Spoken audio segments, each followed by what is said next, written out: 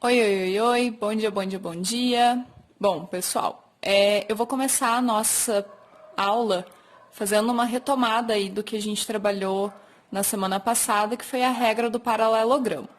Então, só para lembrar, a regra do paralelogramo ela pode ser usada sempre que nós tivermos dois vetores ligados pela origem que formam um ângulo qualquer. Nesse caso, eu estou falando para vocês, nesse exemplo, que o ângulo é 60 graus, beleza?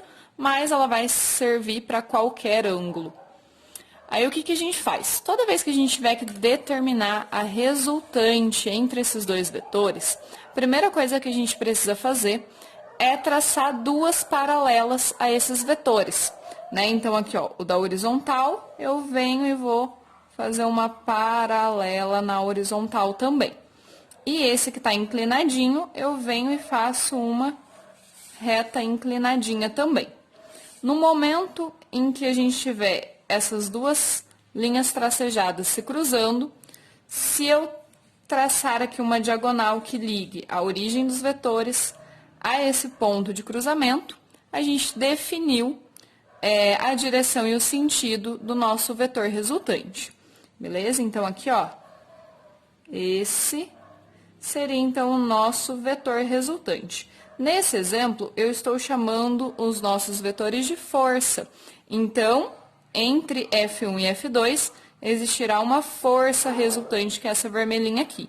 Então, eu já vou chamar de força resultante. Mas lembrando que serve para qualquer vetor, pode ser força, velocidade, aceleração, qualquer grandeza vetorial, que pode ser, então, representada por vetores, eu posso aplicar a regra do paralelogramo. Então, ó, no momento em que a gente define aqui, ó, o desenho da nossa força resultante, o que acontece? Nós, para trabalhar com vetores, a gente sempre vai pensar em geometrias conhecidas, né? Bom, então, o interessante para trabalhar com vetores é a gente sempre conseguir representar os nossos vetores em função de uma geometria conhecida, né? Se vocês lembrarem, para o caso de dois vetores que formam 90 graus, a gente viu que o desenho que a gente conseguia formar era de um triângulo retângulo. Então, a gente conseguia aplicar o teorema de Pitágoras para resolver a nossa resultante. Nesse caso, a gente também consegue formar uma figura conhecida, né? Se a gente pegar o nosso F2 aqui, ó, transladar ele para este ladinho, né? Se a gente colocar ele nessa paralela, a gente consegue também, então, fechar um triângulo.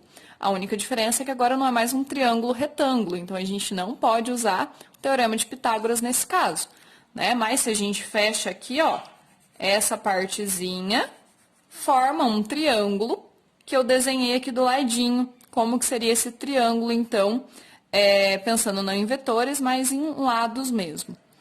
Aí, o que acontece? Lá da matemática, a gente aprendeu que quando a gente tem um triângulo retângulo, a gente calcula a nossa diagonal a partir do teorema de Pitágoras.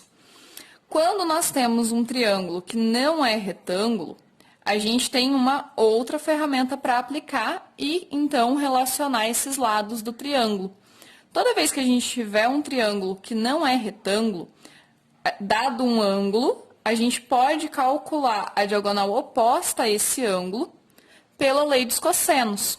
Tá? A lei dos cossenos nada mais é do que isso aqui, ó. Nesse caso, como eu chamei o meu ângulo de alfa e A é o lado oposto a esse ângulo, então eu vou ter que A ao quadrado é igual a B ao quadrado mais C ao quadrado menos 2 vezes B vezes C vezes cosseno de alfa. Então, a nossa lei dos cossenos, nesse caso, seria dado por isso aqui. Então, para a gente poder calcular a diagonal desse nosso triângulo que não é retângulo, a gente aplica a lei dos cossenos. Beleza?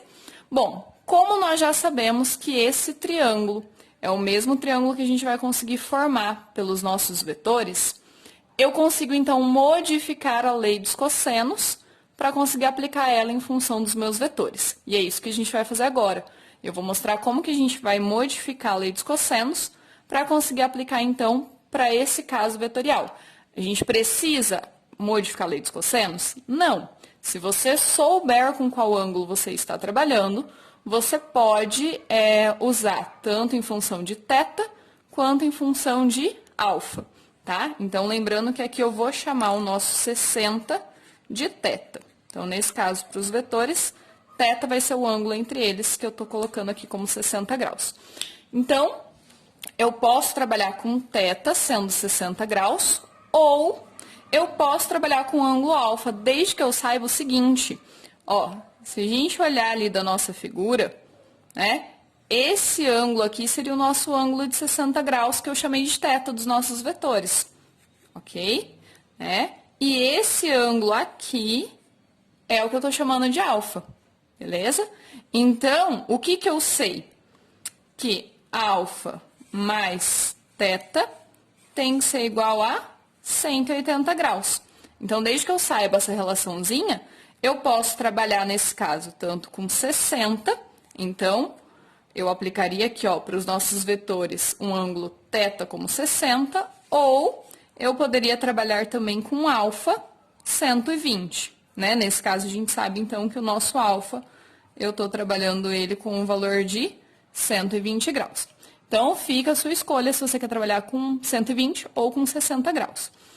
Eu acho mais fácil sempre você pensar no ângulo entre os vetores, tá? Então, já pensar direto nesse ângulo e não na relaçãozinha aqui de 180 graus para descobrir qual é o ângulo que a gente poderia aplicar na lei dos cossenos. Mas fica a critério de vocês.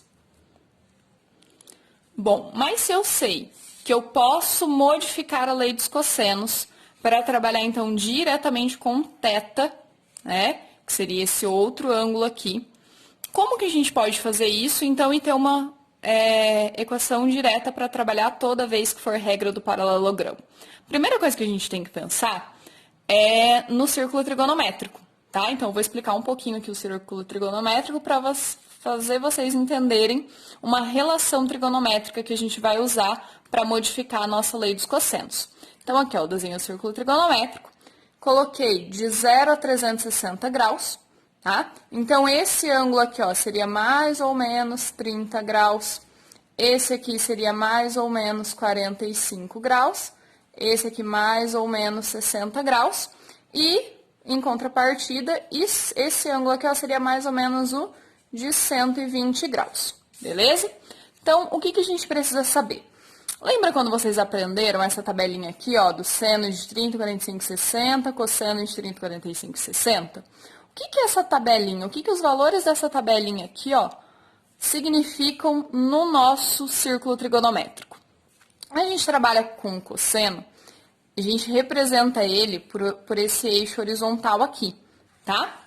E o cosseno, ele oscila entre um valor máximo e mínimo, sendo de mais 1 o valor máximo e menos 1 o valor mínimo, tá? Então, se a gente fosse representar isso aqui, ó, como uma reta do plano cartesiano, a gente poderia enumerar isso aqui de mais 1 até menos 1, então esse aqui seria o nosso ponto passando por 0, beleza? E os valores nessa reta, né, de acordo com o círculo trigonométrico, definem então os valores do cosseno, que tem relação com essa tabelinha aqui que vocês aprenderam. Vou explicar dando um exemplo. Tá vendo que o cosseno de 60 vale meio? O que isso significa? Que a projeção do nosso cosseno de 60 aqui no eixo horizontal tem um valor de meio, ok? Então, ó, se eu pegar o meu ângulo aqui, ó, de 60 graus, fizer a projeção dele, né, ó, fizer a sombra dele aqui no nosso eixo X, a gente vê, ó, que ele está mais ou menos, pelo desenho, que até que ficou bonitinho, né? Ele ficou mais ou menos aqui no meio, não é? Então, se aqui é um ponto 0, aqui é um ponto 1, esse ponto só pode ser 0,5, beleza? E 0,5 é a mesma coisa que 1 sobre 2. Então, o cosseno de 60 ser meio significa isso. Significa que a projeção dele do nosso eixo horizontal vale meio, beleza? E isso pode ser visto pelos outros ângulos também, tá? Como assim, ó? Se eu pegar cosseno de 30, então, ó, fizer a sombra do cosseno de 30 aqui. Tá vendo que ele já deu bem pertinho do final do nosso círculo? Então, esse valor, ele tem que ser maior do que 0,5 e menor do que 1, que é o nosso valor máximo de cosseno. Bom, se a gente pegar aqui, ó, cosseno de 30 é raiz de 3 sobre 2, não é? Só que raiz de 3 sobre 2, eu posso aproximar assim, ó, raiz de 3 eu posso aproximar como sendo 1,7, beleza? Então, isso ficaria 1,7 dividido por 2. Isso aqui vai dar aproximadamente 0,85. Então, esse nosso ponto, ele seria ali aproximadamente 0,85. Isso significa que ele está entre 0,5 e 1, conforme aqui a nossa reta, beleza? E o que a gente pode, então, tomar como ideia, baseando no nosso círculo trigonométrico, no que os valores de seno e cosseno representam nesse círculo, é o seguinte. Tá vendo que eu tenho valor de 120 graus aqui? Se eu fizer o cosseno de 60, lembra que se eu fizer o cosseno de 120, o cosseno de 120 tem que dar um valor que eu consigo encontrar aqui nessa reta horizontal, certo? Então, ó, do mesmo jeito que eu fiz aqui, ó, cosseno de 60, vi onde que deu a projeção dele no eixo horizontal e achei o valor dele, comparei com o valor da tabelinha, eu consigo também para qualquer ângulo fora esses da tabelinha. Como assim, ó? Se eu pegar o cosseno de 120, eu tenho que fazer a sombra aqui dele no nosso eixo X, não é? Quando eu faço isso, percebam que ele vai dar mais ou menos na metade também, né? Na verdade, é mais ou menos na metade porque o desenho é ruim, né? Se a gente fizer realmente isso aqui com a divisão dos ângulos certinho, dá exatamente na metade. Então, esse valor aqui, ele também é 0,5. Qual a diferença de que ele está do lado negativo, não é? Então, esse valor, ele é menos meio, beleza? E olha o que a gente pode tirar de conclusão dessa afirmação que eu acabei de fazer aqui, ó. Que cosseno de 60 é meio, cosseno de 120 é menos meio. Toda vez que eu tiver os meus ângulos, né? Então, ó, vamos chamar 60 de θ e 120 de alfa. Toda vez que eu tiver os meus ângulos e a soma deles resultar em 180, né? Então, para θ e alfa, nesse caso, somados, eles valem 180. Toda vez que isso aqui acontecer, eu posso afirmar o seguinte, ó. Cosseno de alfa é igual a menos cosseno de θ. O que isso significa? Nesse caso, do nosso exemplo, cosseno de 120 tem que ser igual a menos cosseno de 60. Bom, vamos ver se isso é verdade ou não, se isso é uma igualdade, tá? Cosseno de 120 eu acabei de mostrar para vocês que vale menos meio, certo? Então, menos 0,5 igual menos da nossa equação, cosseno de 60. Cosseno de 60 vale meio, então 0,5. E isso significa, então, que menos meio é igual a menos meio. Isso é realmente uma igualdade. Então, eu posso afirmar para vocês isso aqui, ó. Toda vez que a soma dos meus ângulos derem 180, cosseno de um deles tem que ser igual a menos o cosseno do outro ângulo, tá? Então, nesse caso, cosseno de alfa igual a menos cosseno de θ, ou poderia colocar, então, cosseno de θ igual a menos cosseno de alfa, tá? Essa relação trigonométrica é válida sempre que os meus ângulos somados tiverem um valor 180. Bom, aí o que a gente pode fazer com essa informação do nosso círculo trigonométrico?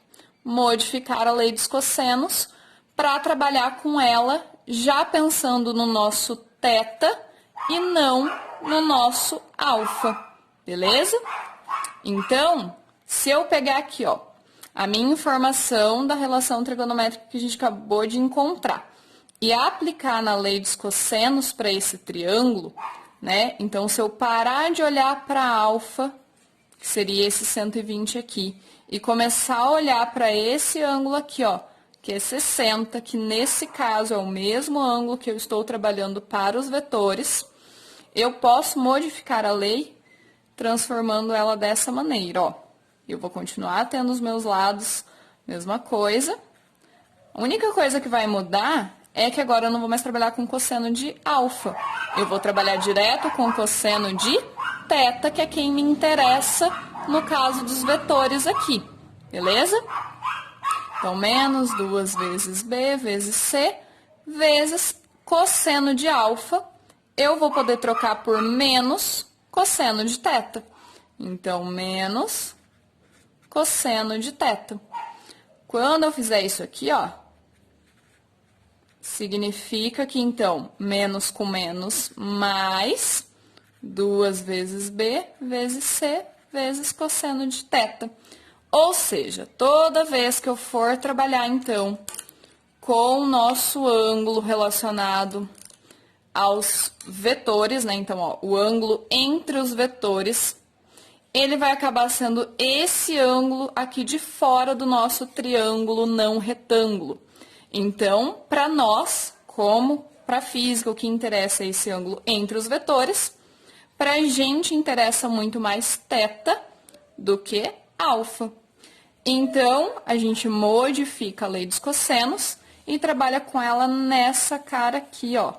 Então, pensando em mais cosseno de teta, sendo teta o ângulo formado entre os nossos vetores. Beleza? Então, só para a gente finalizar, se a gente aplicar isso aqui, ó, nos nossos vetorizinhos força F1 e F2, ficaria assim. Força resultante ao quadrado é igual a força F1 ao quadrado mais força F2 ao quadrado mais, lembra que para a física, para trabalhar com os vetores, a gente sempre vai usar esse sinalzinho de mais, 2 vezes F1 vezes F2 vezes cosseno de teta, onde teta é o ângulo entre os vetores. Beleza? Bom, pessoal, então essa foi nossa revisãozinha de regra do paralelogramo, fazendo a modificação, então, da lei dos cossenos para adaptar ela para a regra do paralelogramo e a gente poder usar diretamente o ângulo entre os vetores. Lembrando que aqui eu pensei em F1, F2 e força resultante, porque eu chamei os meus vetores de força F1, F2 e resultante. Poderia aplicar essa mesma equação para qualquer vetor, ok? Então, por enquanto é só, pessoal. Bons estudos. Até a próxima!